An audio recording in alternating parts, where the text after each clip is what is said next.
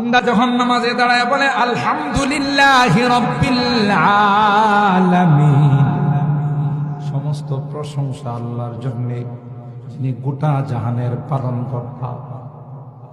সাথে সাথে ওই প্রান্তে থেকে আল্লাহ জবাব দেয়, হামিদানি আবদি, আমার বান্দা, আমার গোলাম আমার প্রশংসা করছে। বান্দা যখন বলে আর-রহমানির রহিম, তুমি অতিশয় মেহেরবান দয়ালু, অপর প্রান্তে থেকে আল্লাহ জবাব দেয়, আসনা আলাইয়া আবদি, আমার গোলাম আমার প্রশংসা করে।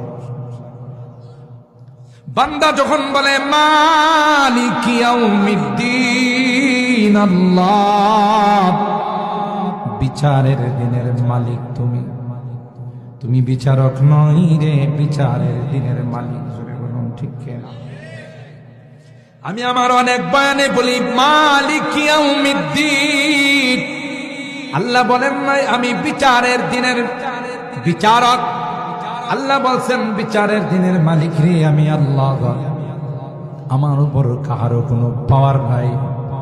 দুনিয়ার বিচারক যারা হয়, হাইকোর্ট, জজ কোর্ট, সুপ্রিম কোর্টের যারা বিচারক হয়, এদের উপরের কিছু নির্দেশ থাকে, কিছু চাপ থাকে। চাপ যদি না থাকতো আলেম ওলামা দেয়া জেলখানা ভরতো না। এরা কি চোর, এরা কি ডাকাত? বলে ওলামায়ে কেরাম কি কোন দুর্নীতি ধরা পড়ছে? ব্যাংক লুটপাট করছে, মার্কেট লুটপাট করছে, কি অপরাধ? যে অপরাধের কারণে তাদেরকে দিয়ে জেলখানা ভরে রাখা হয়েছে।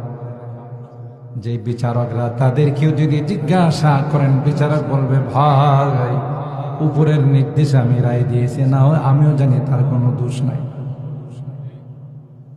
কেন? সে বিচারক, তাকেও কিছু রুলস ফলো করতে হয়, কিছু সিস্টেম মেনটেন করতে হয়। কেন? বিচারক নিয়োগ হতে গেলে, যাওয়ার হতেও তার কিছু লবিং করা লাগছে, ঠিক কিনা বলেন? ইচ্ছা করলে কিছু রায় দিতে পারে না।